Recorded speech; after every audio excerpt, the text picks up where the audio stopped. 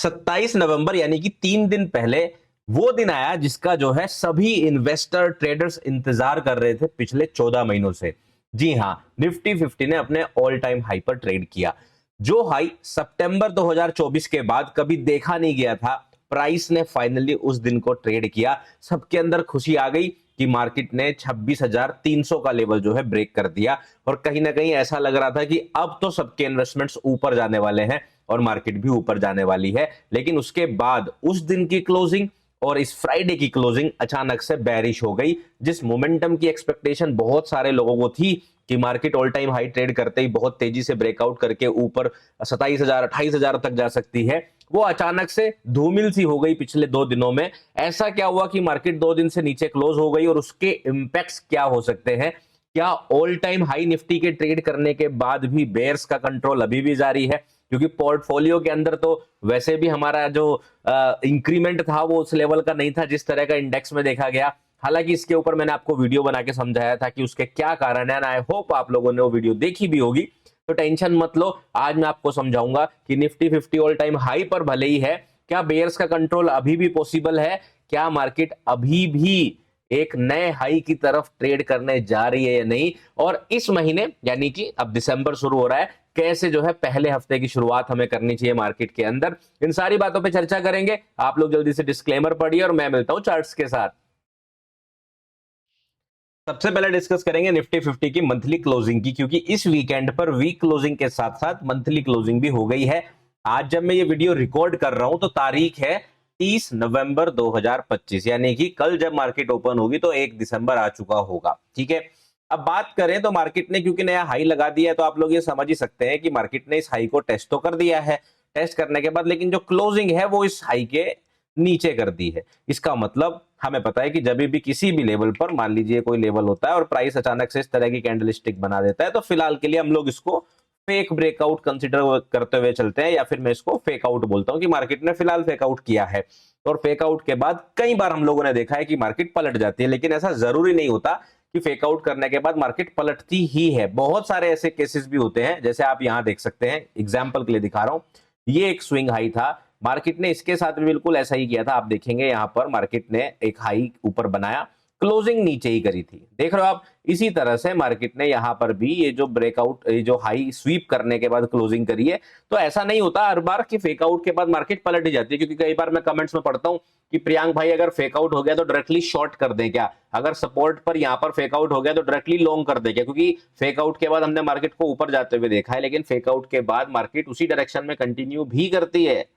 समझ गए आप? तो बिल्कुल ऐसा टेंशन लेने की जरूरत नहीं है कि मार्केट में यहां पर फेक ब्रेकआउट हो गया और बेरिश ही जाने वाला है। दोनों सिनेरियो पॉसिबल होते हैं। कैंडलस्टिक के पैटर्न या डिजाइन के हिसाब से हम लोग कभी ये डिसाइड नहीं कर सकते कि वो फेक ब्रेकआउट है या नहीं। ये बात हमेशा याद रखिए। तो पहली बात, आपके मन का ये डाउट मैंने क्लियर कर दिया होगा। फिलहाल हाँ, ऑब्वियसली हम यही कंसीडर करेंगे कि मंथली पर फेकआउट हुआ है, लेकिन मंथली फेकआउट के बाद मार्केट पलट के गिरेगी, ऐसा कोई जरूरत या जरूरी चीज नहीं होती। मैं आपको पहली चीज आपको समझा दूं, क्लियर कर दूं। ठीक है, दूसरा क्वेश्चन क्या चल रहा है दिमाग में? आरएसआई का। मैं आपको आरएसआई दिखा देता हूं। तो ये क्वेश्चन अभी देखो, मैं कल ही गुवाहाटी इवेंट में था तो वहां पर भी एक सवाल ये किसी ने पूछा था मुझसे कि सर आरएसआई की वैल्यू जब मार्केट सितंबर 2024 में जितना गई थी, लगभग 83 के अराउंड गया था, आरएसआई की वैल्यू अभी इतना ही प्राइस आ गया है, लेकिन अभी जो वैल्यू है वो 70 भी नहीं आया है, तो क्या इसका मतलब है कि यहां पर डाइवर्जेंस बन रहा है? ये क्वेश्चन उन्होंने पूछा। तो क्योंकि वो शायद मेरे हिसाब से हमारे सब्सक्राइबर नहीं थे तो उन्हें नहीं पता था, लेकिन ऐसे बहुत सारे लोग यहां पर भी हो सकते हैं जो सब्सक्राइबर होने के बावजूद जिन्होंने आरएसआई डाइवर्जेंस को ना समझा हो। तो मैं आपको पहले से बता दूं इस चीज को कि आरएसआई डाइवर्जेंस स्विंग्स के बीच में बनता है। स्विंग्स का मतलब ये है कि यहां पर अगर कोई स्विंग हाई है तो हम उसके साथ आरएसआई डाइवर्जेंस देखेंगे, रनिंग कैंडलस्टिक के ऊपर नहीं देखेंगे। तो जब तक यहां पर कोई स्विंग हाई नहीं बन जाता तब तक आप ये नहीं कह सकते कि डाइवर्जेंस बनने वाला है, और आप लोग ये भी कंसीडर नहीं कर सकते कि मार्केट जो है यहां से गिरने वाली है। ऐसा कुछ भी जो है अभी आरएसआई आपको नहीं बता रहा है। इवन अगर आप लोगों ने मेरा वीडियो देखा है कि आरएसआई की सारे लेवल्स का मतलब होता क्या है, तो अगर आरएसआई की वैल्यू 60 प्लस होती है तो ये तो साइन होता है स्ट्रेंथ का, साइन ऑफ स्ट्रेंथ होता है कि मार्केट जो है अभी एक स्ट्रॉन्ग ट्रेंड के अंदर और स्पेशली अप ट्रेंड के अंदर, क्योंकि 60 प्लस है अभी चल रहा है। तो ये बिल्कुल भी ऐसा कोई साइन नहीं है या इसमें डरने वाली बात नहीं है। पहले दिसंबर क्लोज होने दीजिए, दिसंबर में अगर मार्केट इस हाई के ऊपर नहीं जाती है और सीधा यहाँ पर ऐसी क्लोजिंग कर देती है, स्विंग हाई बन जाता है, तो हम डाइवर्जेंस कंसीडर करेंगे, यस करेंगे। या फिर दिसंबर में जो है मार्केट ऊपर जाती है और फिर जनवरी में इस तरह की कैंडलस्टिक बनाती है बिना दिसंबर का ही जो है, तब कंसीडर करेंगे। फिलहाल तो ऐसा कुछ नहीं है।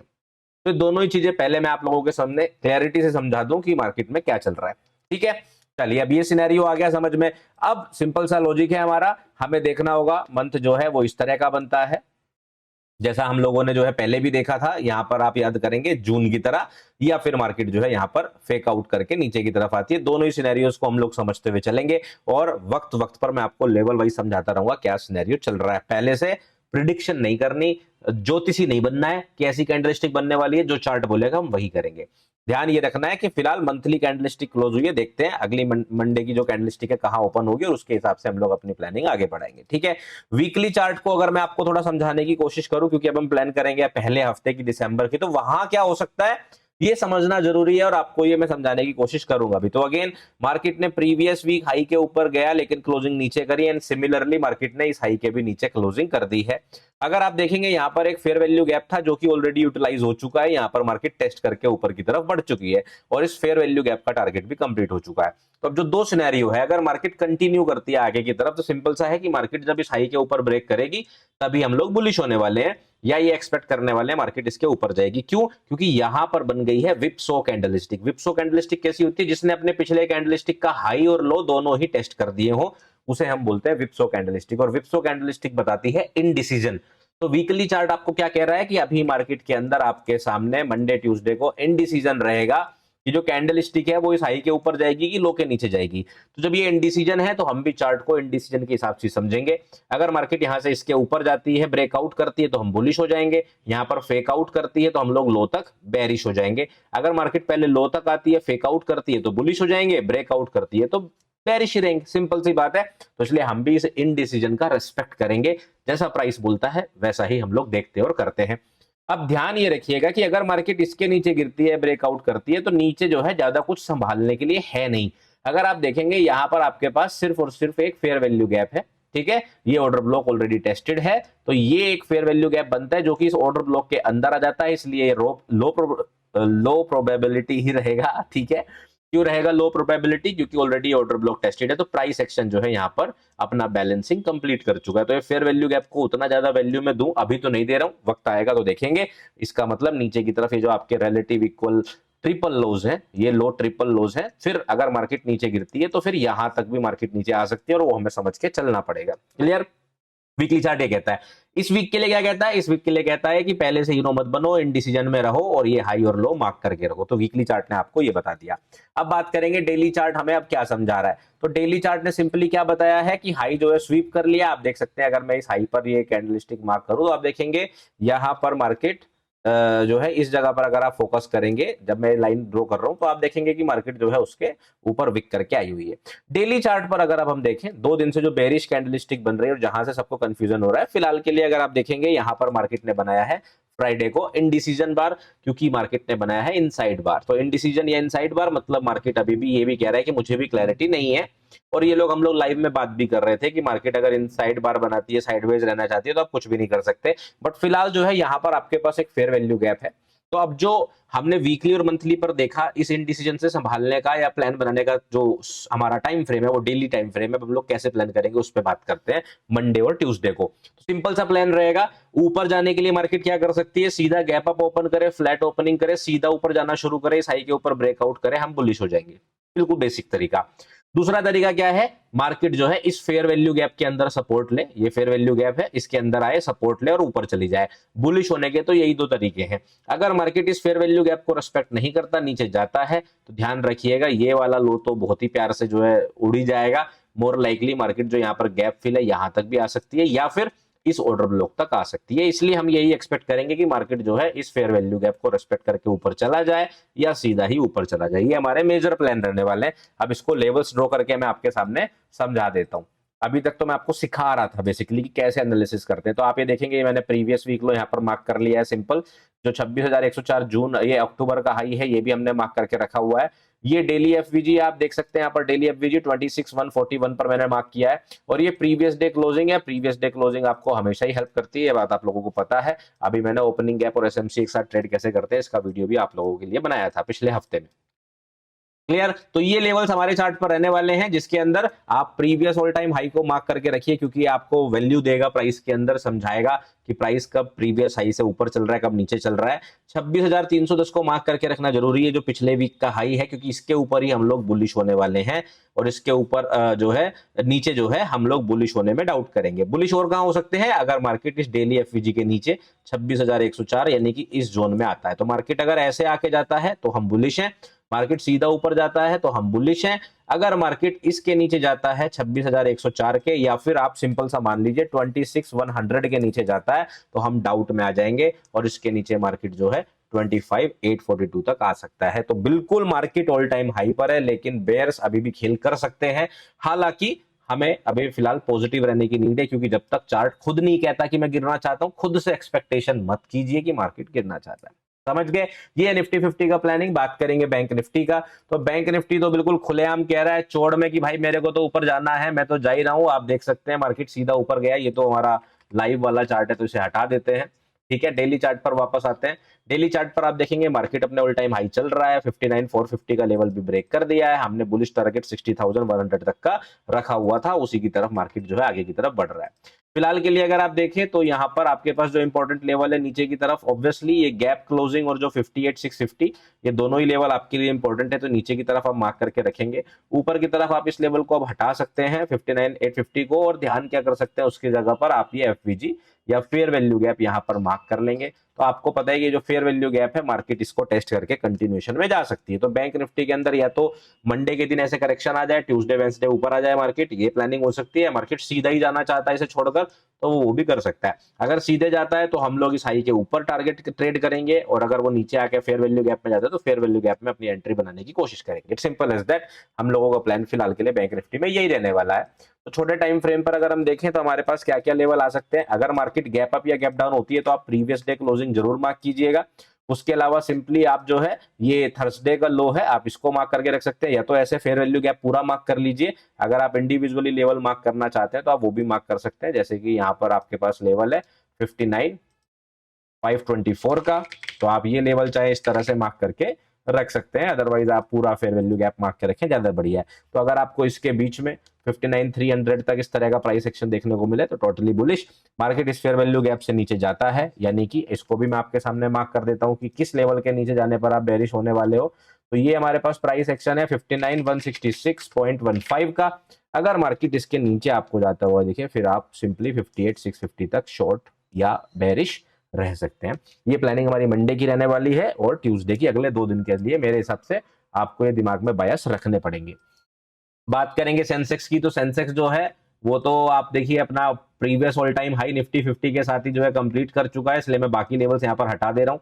अब आपके लिए प्रीवियस वीक लो निफ्टी 50 की तरह नीचे की तरफ इंपॉर्टेंट हो जाता है। इसका प्राइस लेवल हमारा है 84,478.13। बिल्कुल निफ्टी 50 वाली प्लानिंग है, इसमें कुछ चेंज आपको करने की जरूरत नहीं है। आप ये 8100 भी अब हटा सकते हैं, 8360 85 भी यहाँ से हटा सकते हैं। चार्ट को जितना क्लीन रखेंगे उतना ज्यादा बढ़िया है। तो अब आपके पास जो इंपॉर्टेंट लेवल है, नीचे की तरफ 2 गैप है, ठीक है, ये भी आपके पास एक गैप क्लोजिंग है।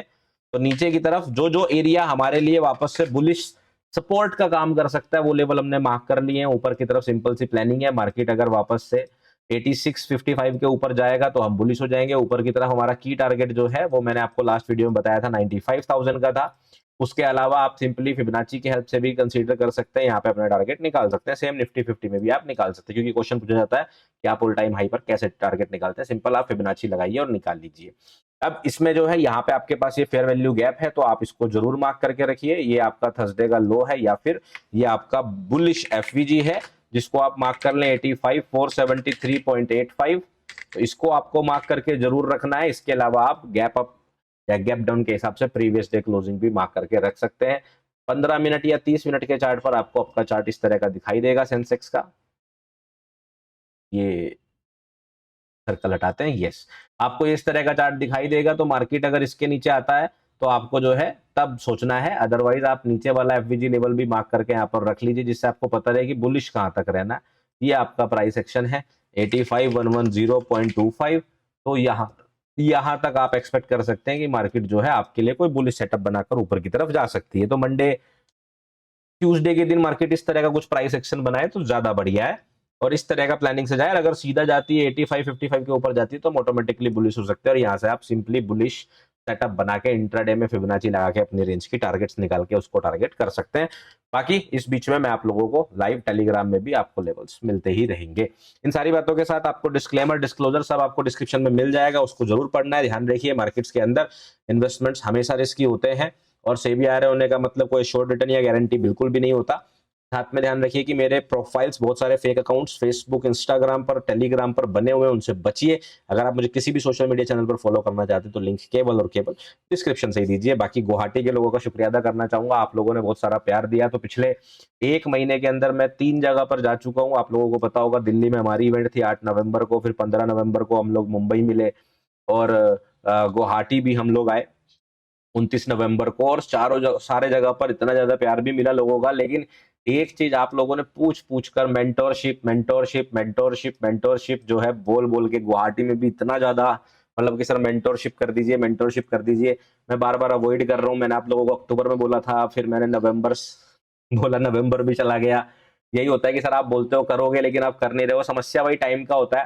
देखो मेरा मेंटोरशिप करने का पर्पज वही था कि मैं अवॉइड कर रहा था, लेकिन इतना ज्यादा रिक्वेस्ट और कई सारे लोगों ने तो ऐसा करना शुरू कर दिया, मेरे नाम से स्कैम करना शुरू कर दिया, लोगों को मेंटरशिप बेचना शुरू कर दिया। तो ध्यान रखिए मेरा भी फिलहाल कोई पेड प्रोग्राम नहीं चल रहा है, लेकिन इतना ज्यादा आप लोग बोल रहे हो तो प्रोबेबली अभी इस वीक में मैं क्योंकि ट्रेवलिंग में रहूंगा, अभी मैं बेंगलोर जा रहा हूँ, कल बेंगलोर जा रहा हूँ मैं, फिर उसके बाद दुबई जा रहा हूँ मैं, और दुबई से वापस आऊंगा 7 तारीख को, 7 या 8 तारीख में वापसी है। अब उसके बाद आने के बाद मैं मेंटरशिप का प्लान करूंगा, और उसके बाद मेंटरशिप की अनाउंसमेंट कर दूंगा। ठीक है, तो कर दूंगा आप लोगों के लिए, लेकिन कहीं स्कैम में मत फंसिए। ठीक है, बाकी सब कुछ फ्री है, और मैं कोशिश ये भी करूंगा कि आप लोग जितने लोग फ्री में देखते हैं ये ध्यान रखिएगा कि मेरा पूरा काम जो फ्री चैनल में अभी है वो वैसा का वैसा रहने वाला है। ऐसा बिल्कुल भी नहीं होगा कि आप लोगों को छोड़ रहा हूँ। एसएमसी सीरीज जारी रहेगी, पहले सारे एपिसोड्स पूरे होंगे, उसके बाद फिर प्रैक्टिस सेशंस भी चलेंगे। तो आप लोग बेफिक्र रहिए। अगर आप मेंटरशिप ज्वाइन नहीं करना चाहते तो बिल्कुल ये मत सोचिए